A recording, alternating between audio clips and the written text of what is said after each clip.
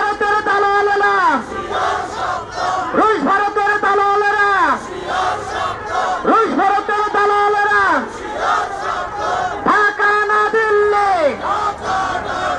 দিল্লি না ঢাকা, ঢাকা না দিল্লি, দিল্লি না ঢাকা, রুশ ভারতের দালালেরা।